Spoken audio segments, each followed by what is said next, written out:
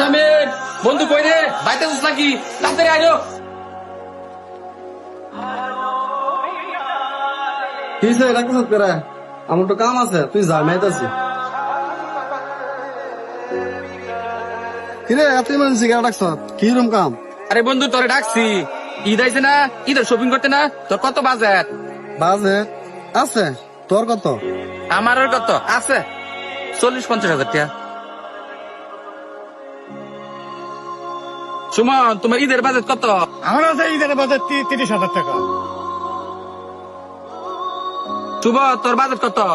আমার আর কত বউ বাচ্চার জন্য করছি 30-40 হাজার টাকা আর আমি টুকটাক 20-30 হাজার টাকা কিনবো। আতি কত বাজেট? 20-25 হাজার টাকা বাজেট।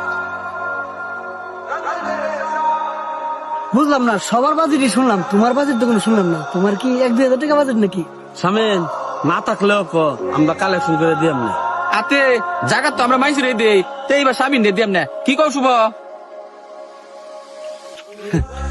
না সবাই ভালো কথাই কইছ, কেউ জিয়ার লাগে কিনছ, বউয়ের লাগে কিনছ, নিজের লাগেও কিনছ, কিন্তু কেন কইছ না মা বাবার লাগে কিনছ।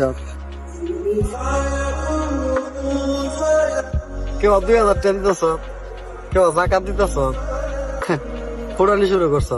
আরে বেটা নিজের লাগে না কিনতারি বাপ মার লাগিয়া আলাদা 30,000 টাকা রেখে দিছি,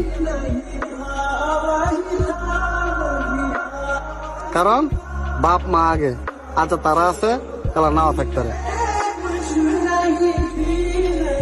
এই বাপ মা 10 মাস 10 দিন এই গর্ভ ধারণ করছে, আমার হলে কষ্ট করছে, বাপের না পইরা ঠিক আছে নিজেরা ভরাইছে।